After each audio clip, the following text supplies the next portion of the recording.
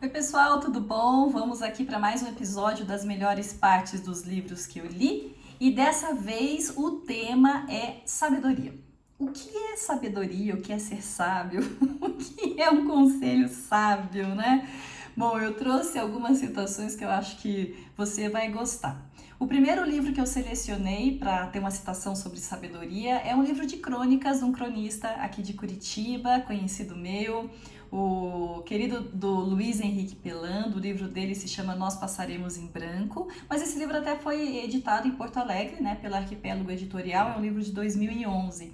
E o Luiz Henrique, ele é um autor de crônicas, ele tem formação, ele é jornalista, né, de formação, mas ele é um autor de crônicas muito ligado realmente no inusitado do cotidiano e naqueles momentos em que a vida parece conversar com você, mas mais ou menos para querer te gozar na cara, né? Mostrando o inusitado e às vezes um pouco ridículo da existência, mas que não deixa de ser poético, porque é o cotidiano que a gente vive, né?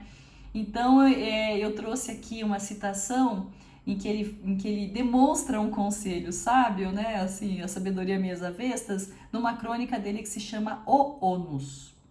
E depois eu vou trazer um livro daquele segmento da literatura francesa que se chama O Oulipo. E nesse caso eu estou trazendo o livro do Raymond Queneau, que é Zazie no Metrô. Esse livro foi traduzido pelo maravilhoso Paulo Werneck, né? A edição foi da Cosac Naif, da saudosa Cosac Naif, em 2009, e veio com um pós-fácil escrito pelo Roland Barthes, né? E aí então eu vou trazer uma citação também que eu acho assim que é uma pérola, né? Realmente alguém que tem muita sabedoria acabou escrevendo essa citação. Depois eu vou trazer do romance Tia Júlia e o Escrivinhador, do Mário Vargas Llosa. Esse livro foi um livro que eu lembro que eu li assim viajando de avião. E eu detesto viajar de avião, eu tenho medo de viajar de avião. E aí eu catei esse livro e falei assim, não, esse livro tá muito bom e eu tenho certeza que eu vou me distrair nessa viagem de avião. Eu acho que eu tinha ido viajar assim para dar curso. E olha, e de fato eu nem percebi a viagem, porque esse livro ele me arrancava surdas gargalhadas, né? Porque você não dá gargalhada quando você tá no meio de duas poltronas, né? Você tem que você dá aquela gargalhada só por dentro. E esse livro é muito, mas é muito, muito, muito, muito, muito bom. E o Vargas Llosa, ele tem um pouco, eu acho que assim, ele me lembra um pouco esse olhar assim para a alma humana, né? Essa coisa descritiva, essa coisa que se encanta com todas as nossas mazelas humanas, mais ou menos como Balzac, né? E ele tem muito essa coisa também de retratar a época, que eu gosto bastante, né? E então eu vou trazer uma citação desse livro. E o Tia Júlia, o Escrivinhador, teve tradução do José Rubens Siqueira e eu trago a edição publicada pelo Objetivo em 2010. E aí depois eu trago uma outra citação de sabedoria, né? Que é, puxa, de uma autora super conhecida aqui no Brasil, né? A jornalista, a cronista Marta Medeiros, desse livro dela de crônica chamado Topless, que foi publicado pela LPM na edição de 2010. Então, assim, esse episódio está um pouquinho diferente dos anteriores, mas você vai gostar, porque eu não estou trazendo citações em que a palavra aparece na citação, né? Então, por exemplo, quando eu falei sobre dinheiro, a palavra dinheiro aparecia na citação. Quando eu falei sobre perfume, a palavra perfume aparecia na citação. Mas eu coloquei tudo assim englobado como sabedoria, porque são aquelas pérolas que só alguém com sabedoria poderia falar, né? Então vamos começar com esse livro do Luiz Henrique Pelando, esse livro de crônicas, e a citação que eu trago é o seguinte: a pessoa fala, né? Esta história é tão verdadeira que para contá-la eu serei forçada a mentir. Eu amo isso aqui. É tão verdade que eu vou ter que mentir.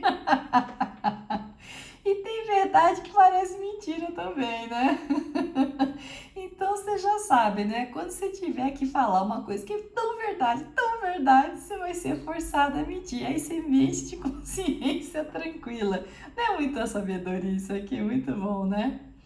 E aí, do Raymond Queneau, Zazie no Metrô é um romance assim também, eu acho engraçado, mas eu gosto desse humor, né? Eu gosto do humor francês, eu gosto do humor inglês, eu gosto mais do humor desses dois países do que do humor norte-americano, para falar bem a verdade, que eu acho um pouco pastelão e muito óbvio. Então eu gosto desse humor sofisticado, que brinca com as palavras, né, que ri de si mesmo, eu curto muito isso, né? E aí esse livro do Raymond Queneau tem umas questões assim de classe social que são muito interessantes, e existe uma personagem que se chama Madeleine nesse romance, e a Madeleine, ela fala tudo errado, né? Tudo errado assim de acordo com a norma culta, né? Então e aí realmente a hora que eu ler esse trecho, você leia junto comigo, porque a escrita, a ortografia é assim, é o sensacional dessa citação, né? Então tem uma metalinguagem aqui muito interessante. Olha só, a citação é a seguinte, né? Que cólica é a existência, retomou Madeleine. Suspiro. Leu existência? Gente, é sensacional o Raymond Queneau colocar essa existência. Bom, a tradução do Paulo Werneck foi maravilhosa, né? Por isso é que é um livro... Bom, toda literatura Oulipo tem que ter um grande tradutor, porque o significado, né, o sentido do trecho está na ortografia e na gramática e tudo mais, né? Me lembro daquele livro também, Como Pedir Aumento para o Seu Chefe. Eu não sei se foi o Raymond Queneau ou se foi o outro lá, que eu esqueci o nome aqui, que fez um romance em francês sem usar a letra E. Pô, a letra E é tipo A, assim, no português, sabe? Então você tem que ter realmente um grande tradutor para dar toda a beleza desse romance. Então você veja assim, que cólica que é a existência com Z. Não, realmente. Para a existência ser ferrada, ela tem que ser escrita errada, né? Eu costumo dizer para os meus alunos que a vida é uma dor de barriga, que você tem que saber aonde está o banheiro mais perto.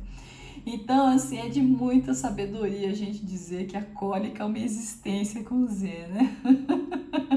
Isso aí tá mais ou menos naquele nível das piadinhas com ortografia que se tem, como por exemplo, errar é humano, aí escrevem errar com H e humano sem H, ou então quando alguém escreve gênio com J, né? Pô, é gênio, mas nem sabe a ortografia da norma culta, né? Muito bom. E aí então vamos para a citação, que eu acho que é uma citação de sabedoria, né? Que reflete essa coisa da sabedoria de vida, né? Do Mário Vargas Llosa. E aí deixa eu contextualizar esse romance, então, A Tia Júlia, o Escrevinhador, que é o seguinte, né? É um romance, então, em que o jovem se apaixona por uma mulher mais velha e ele é contextualizado, acho que é em Lima mesmo, né? E aí o que ocorre é que todos trabalham numa estação de televisão e essa estação de televisão, estação de televisão não, desculpa, uma estação de rádio e o principal programa são as novelas narradas, né, desse rádio, né? E então tudo se passa às voltas disso, né? E aí, então, ele fala dos personagens, né? E os personagens em conflito com um tipo de produto cultural que também está sendo transformado pela sociedade. E aí você tem o conflito do homem que chega aos 50 anos, que embora o Vargas Llosa diga que a cinquentena é o auge do homem, ao mesmo tempo tem um monte de problemas que começam a vir com isso. E aí você tem a questão da mulher mais velha, que é independente, não quer ter filhos. E aí a mulher que acaba tendo a sua vida sexual e fora do matrimônio. Olha, é muito interessante esse livro, né? E a citação que eu trago é o seguinte: era uma mulher a quem fora dada essa bela voz, para indenizá-la de algum modo pela aglomeração de equívocos que era seu corpo. Como é que alguém pode escrever aglomeração de equívocos? Não tem que ser um escritor muito bom para escrever isso, né? Gente, então é o seguinte, isso aqui também é de muita sabedoria, né? Quando você tiver uma saia justa e você não puder dizer que fulano, beltrano, cicrano é feio que dói, né? Feio que nem o demo, você fala o seguinte: não existe uma aglomeração de equívocos no corpo daquela sou, isso é muito bom. Ah, isso me lembra demais o filme Cantando na Chuva, porque Cantando na Chuva também, justamente é isso, nessa questão da transição também dos gêneros audiovisuais. Você tem no Cantando na Chuva a grande questão de que o cinema mudo passa então para o cinema falado, e uma das principais atrizes da indústria era uma atriz maravilhosa que era um super sucesso no cinema mudo, e quando ela fez o primeiro filme falado dela era um horror, porque ela tinha uma voz de taquara rachada. E aí a grande invenção, a grande ideia do Gene Kelly, que era o ator que contracenava com essa atriz, foi fazer uma dublagem. E aí encontraram uma menina que fazia parte assim das bailarinas, né, dos musicais daquela época, e ela era bonitinha, tal, tinha um potencial de talento, mas ela tinha uma voz muito linda e cantava, né, porque era a grande era dos musicais.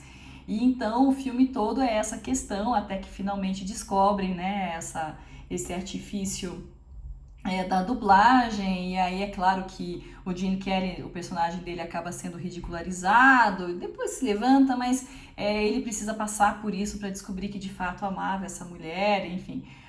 Cantando na Chuva é um filme que eu devo ter visto mais ou menos assim umas 30 vezes. Primeiro que eu gosto de musical, mas não gostei de La La Land, não. Mas Cantando na Chuva eu devo ter visto umas 30 vezes. Assim, tinha época que eu cantarolava as músicas de cor, mesmo sem entender inglês, porque eu vi também muito quando eu era menina. E meu pai, ele trouxe dos Estados Unidos um tocador de fita cassete, né? E aí, inclusive, na época ainda nem tinha para vender no Brasil, teve que converter a televisão de pau M para NTSC, e eram dois aparelhos assim, então um era o que rodava a fita e o outro era que lia e tal. E aí os filmes que ele trouxe pra gente era assim, Noviça Rebelde, Cantando na Chuva, tinha um do Bruce Lee, que ele não deixava a gente ver, que era muito violento, e Cantando na Chuva, minha mãe depois de um certo tempo deixou. Então a gente e tinha depois também, eu acho que veio o New York com a Liza Minnelli e o Robert De Niro. Então eram filmes que a gente via o tempo todo, porque era a única coisa que tinha pra ver quando acabava a sessão da tarde, né? Então assim, Noviça Rebelde, acho que eu devo ter visto umas 50 ou 60 vezes. Mas isso me lembrou muito, né? Era uma mulher a quem fora dada essa bela voz para indenizá-la de algum modo pela aglomeração de equívocos que era o seu corpo. Ai, gente, é bom demais. E aí nós vamos terminar então esse episódio com a Marta Medeiros. Olha, a Marta Medeiros é meio unanimidade assim, em determinado público leitor feminino aqui no Brasil. E eu acho assim, teve um momento em que a literatura brasileira, principalmente essa literatura brasileira de cronistas, né, com essa linguagem mais conectada com o cotidiano, que abandonou um pouco uma linguagem mais pomposa, né, porque assim, até metade do século passado, a gente ainda achava que você tinha que usar, sei lá, o pretérito do imperfeito, né, que você tinha que fazer mesóclise para escrever e tal. E aí esses jornalistas ou então escritores que transitavam no meio jornalístico começaram a publicar suas crônicas e seus livros e com temáticas mais conectadas com o cotidiano, e a Marta Medeiros foi uma dessas autoras e fez um grande sucesso. E também foi mais ou menos nessa época que a Lilian, aquela autora, aquela atriz brasileira da Globo, também começou a falar sobre a mulher mais velha, com série na televisão, peça de teatro, enfim. Então ela tem esse livro de crônica chamado Topless. E aí tem uma crônica que se chama No Divã com Woody Allen. Então a citação é a seguinte: ri melhor quem ri apesar de tudo. Tá vendo? Não é quem ri por último, não. Ri melhor quem ri apesar de tudo. E eu acho que nada revela mais a sabedoria de vida do que a gente manter a peteca com bom humor, né? Então, rir normalmente é sinal de grande sabedoria, tá bom? Todas as citações estão linkadas aqui. Né? E aí você entra no livro, vê mais citações que eu colecionei deles, e aí quem sabe você não se anima e garra o livro e lê ele inteiro, tá bom? Um beijo e até a próxima!